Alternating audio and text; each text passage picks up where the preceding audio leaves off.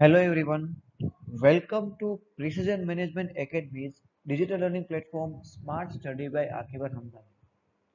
Guys, today we are coming with another unique puzzle, another puzzle of data interpretation. This is a very interesting puzzle about currency fluctuation. The question is, study the following table carefully and answer the questions that follow. अब यहाँ पर हमें अलग अलग major four currencies का price दिया हुआ है डॉलर के टर्म्स में in front of $1. It means के पाउंड स्टर्लिंग 15 दिसंबर 2008 को $1 के सामने पाउंड का प्राइस था 1.5088. देन 16 दिसंबर को $1 के सामने पाउंड का प्राइस था 1.4991. उसके बाद 17 दिसंबर को पाउंड का प्राइस था 1.4989. इसी तरह 1.4914 और 1.4901. देन डच मार्क 0.4739, 0.4727, 0.4735, 0.4689 और 0.4640. इसी तरह येन दिया हुआ है और इसी तरह यूरो का अमाउंट दिया हुआ है.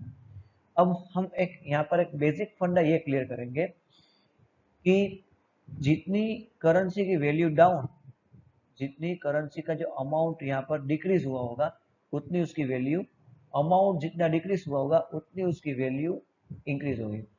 जो amount down value increase. It means के फॉर एग्जांपल मैं आपको समझाता हूँ. अगर $1 आपके पास है तो उसके सामने आप 1.50 पाउंड परचेस कर सकते हो. इट मीन्स के $1 के सामने आपको 1 पाउंड मिल रहा है और उसके ऊपर एक और आधा पाउंड मिल रहा है.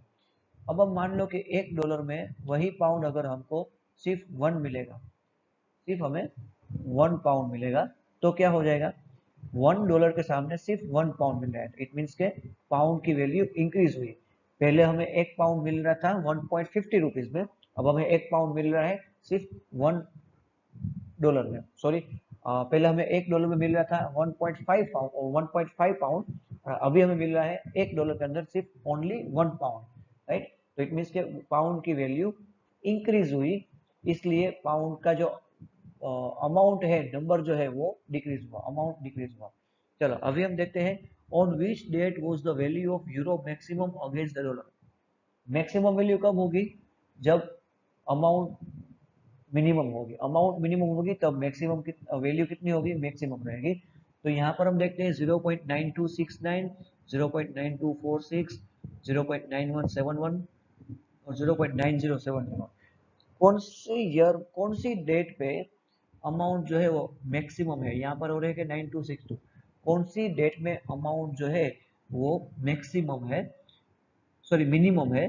तो यहाँ पर है 9074. यहाँ पर हमारे पास अमाउंट मिनिमम है, तो यहाँ पर हम क्या लिख सकते हैं? Minimum amount indicates maximum value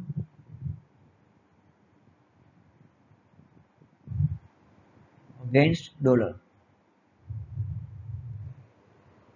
ये हो गया हमारा क्वेश्चन सॉल्व. तो यहाँ पर आंसर कौन सा आएगा? 19 दिसंबर. 19 दिसंबर आंसर आ जाएगा हमारा. अब हम देखते हैं which currencies value increase continuously against the dollar. ऐसी कौन सी करेंसी है जिसकी वैल्यू कंटिन्यूसली इंक्रीज हो रही है, कंटिन्यूसली इंक्रीज हो रही है अगेंस्ट द डॉलर? तो वैल्यू इंक्रीज कब होगी? जब अमाउंट उसकी कंटिन्यूसली डिक्रीज होती जा रही है. इट मीन्स के वैल्यू कंटिन्यूसली इंक्रीज होती जा रही है. ये एक फंडा आपको ध्यान रखना है, ख्याल मतलब के दिमाग में रखना है, ताकि आपके सब क्वेश्चन इसके सोल्व हो जाएंगे. अब देखते हैं सबसे पहले पाउंड. पाउंड में पहले था 1.5088, उसमें से सेकंड ईयर पे आता है 1.4991. इट मीन्स के वैल्यू पिछले डेट से डिक्रीज हुई. अब हम देखते हैं 1.4991 से आया है फॉर 1.4989, अगेन डिक्रीज हुआ. 4991 से 4989 हुआ. अब देखते हैं 1.4989 से हुआ है 4914. इट मीन्स के अगेन डिक्रीज हुआ. यहाँ पर अमाउंट डिक्रीज हुआ, इट मीन्स के वैल्यू इंक्रीज हुई उसकी. अब 1.4914 के सामने है 1.4901. इट मीन्स के अगेन क्या हुआ, वैल्यू इंक्रीज हुई, अमाउंट डिक्रीज हुई। यहाँ पर क्या हुआ हमें बताया, यहाँ पर हमें क्या इन्वेस्टिगेट किया हमने कि पाउंड जो है वो कंटिन्यूसली उसकी अमाउंट डिक्रीज हो रही है, और इसका मतलब कंटिन्यूसली पाउंड जो है वो डॉलर के अगेंस्ट में इंक्रीज होता जा रहा है। तो पहले ही यहाँ पर पाउंड जो है वही हमारा आंसर आ जाएगा, तो ऑप्शन डी यहाँ पर आएगा पाउंड। अगर हम डच मार्क अगर देखोगे आप तो 0.4739, उसके बाद है 0.4727, लेकिन उसके बाद अगर हम देखेंगे तो 473 पे आता है, जो 0.4727 से अमाउंट उसका इंक्रीज होता जा रहा है, इस मीन के इसकी वैल्यू थोड़ी डिक्रीज हुई, इसलिए वो काउंट नहीं होगा। अब हम देखते हैं next question, question number 13। On which date the value of each currency increase from previous date against the dollar? Dollar के सामने कौन कौन सब करेंसी, मतलब ऐसी कौन सी डेट है जो डेट पे हर एक करेंसी, जो चारों चार करेंसी हमें दी हुई है, वो चारों चार करेंसी जो है वो पिछली डेट से इंक्रीज हुई हो। ऐसी कौन सी डेट है जिसमें हर एक करेंसी, मतलब चारों चार करेंसी पिछली डेट से इंक्रीज हुई हो। तो हम देखेंगे वैल्यू इंक्रीज होने के लिए अमाउंट क्या होना चाहिए, डिक्रीज होना चाहिए, अमाउंट डिक्रीज होना चाहिए। चलो अब हम देखते हैं, सबसे पहले देखते हैं 16 दिसंबर। तो 16 दिसंबर में अगर हम देखें तो 1.4991, इट मीन्स के जो पिछली डेट थी उससे अमाउंट डिक्रीज हुई, इसका मतलब हुआ कि वैल्यू इंक्रीज हुई।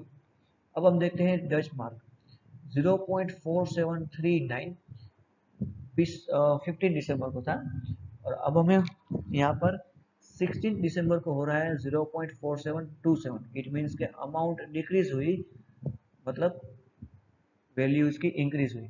तो दोनों करेंसी की वैल्यू इंक्रीज हुई। अब देखते हैं बाकी की जो दो करेंसी है उसकी वैल्यू इंक्रीज हो रही है या नहीं हो रही है। अगर एक की भी नहीं हो रही हो तो हम दूसरा डेट ट्राई करेंगे। तो यहाँ पर हमें दिया हुआ है 0.9164 पिछली डेट में, और 16th डेट को दिया हुआ है 0.9141। अमाउंट क्या हुआ, डिक्रीज हुआ। अमाउंट डिक्रीज हुआ, इट मीन्स के वैल्यू क्या हुई, इंक्रीज हुई, वैल्यू इंक्रीज हुई। अब यूरो में देखते हैं 0.9269, उसके सामने 16th डेट को है 0.9246। अमाउंट क्या हुआ, डिक्रीज हुआ, इट मीन्स के वैल्यू इंक्रीज हुआ।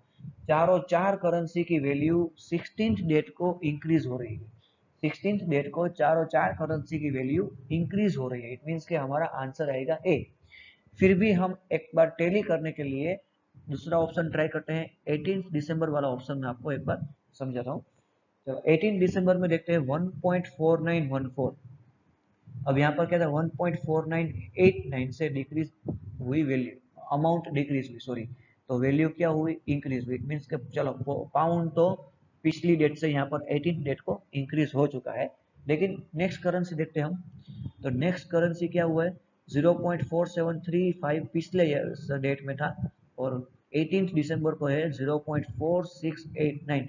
इट मीन्स के ये अमाउंट डिक्रीज हुआ, तो उसका मतलब हुआ प्राइस, उसका वैल्यू इंक्रीज हुआ। तो चलो डच मार्क भी इंक्रीज हो रहा है, चलो दो करेंसी इंक्रीज हो रही है। अब देखते हैं थर्ड करेंसी, तो 0.9113 उसके सामने हो रहा है 0.9180। इट मीन्स के अमाउंट इंक्रीज हुआ, अमाउंट क्या हुआ, यहाँ पर इंक्रीज हुआ, तो वैल्यू क्या होगी, डिक्रीज होगी। वैल्यू डिक्रीज नहीं होनी चाहिए, वैल्यू इंक्रीज होनी चाहिए हमारे लिए यहाँ पर क्वेश्चन में, तो इसलिए 18 दिसंबर नहीं आएगा। इसी तरह 17 दिसंबर भी नहीं आएगा, और इसी तरह 19 दिसंबर भी नहीं आएगा, आंसर आएगा ओनली ए। चलो next question, question number 14। what is the what is sorry which currency's value is maximum against dollar? बहुत अच्छा क्वेश्चन है। कौन सी करेंसी की वैल्यू जो है वो मैक्सिमम है डॉलर के अगेंस्ट में? सिंपल सा मतलब है इसका, जो करेंसी की वैल्यू मिनिमम दी हुई होगी, जो करेंसी की वैल्यू हमें मिनिमम दी हुई होगी वो करेंसी की वैल्यू मैक्सिमम। क्योंकि यहाँ पर क्या हुआ है, अमाउंट जितनी भी कम होगी इंक्रीज दी हुई, सॉरी अमाउंट जितनी भी डिक्रीज होगी उतना वैल्यू उसका इंक्रीज होगा $1 के सामने। तो यहाँ पर हमें एवरेजली अगर हम देखें तो पाउंड की वैल्यू हमें दी हुई है एवरेजली 1.49। एवरेजली अगर हम डच मार्क देखें तो डच मार्क की वैल्यू हमें दी हुई है 0.47 एवरेज वैल्यू। येन की अगर देखें वैल्यू तो येन की वैल्यू हमें 0.91 एवरेज दी गई है और यूरो की हमें दी हुई है वैल्यू 0.92। इन सब में से कौन सी अमाउंट जो है वो मिनिमम है?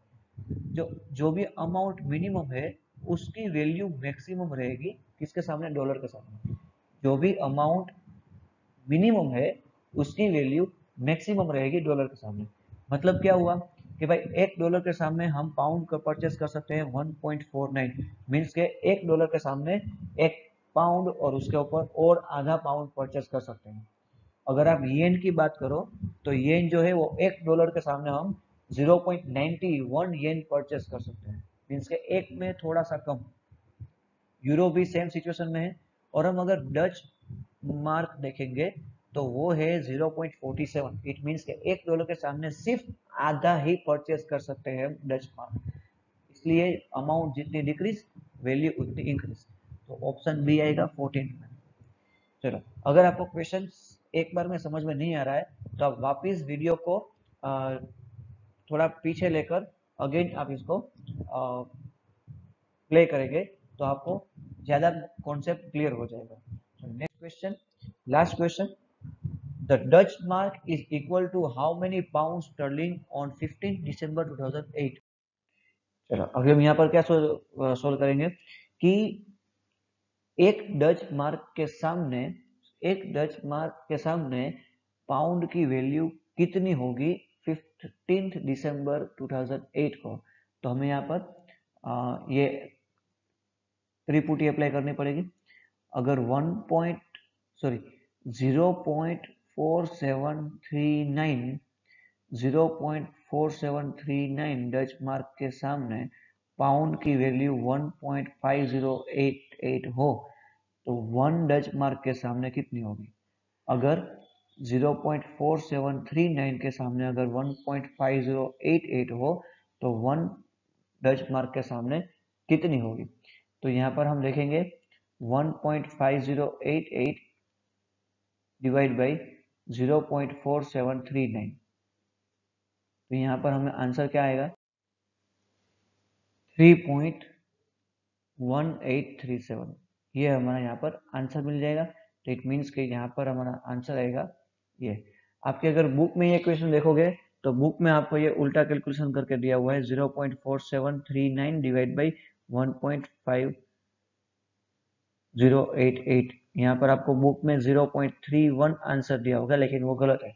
बिकॉज अगर डच मार्क 0.4739 है, आधा मतलब उसका जो है डच मार्क है, उसके सामने हमें पाउंड जो है 1.5088 मिल सकता हो, तो उसका अगर हम डबल करेंगे तो हमें कितना मिल सकता है? उसका 3 पॉइंट समथिंग हमको मिल सकता है। 1.5088 का 3.1837 हमको मिल सकता है। मतलब कि अगर हम डच मार्क को डबल करेंगे 0.4739 का तो पाउंड का भी हमारा डबल हो जाएगा। इसीलिए इस तरह से हमको नेक्स्ट क्वेश्चन नेक्स्ट पजल भी नेक्स्ट वीडियो में मतलब क्या सोल्व करेंगे। Thank you so much guys.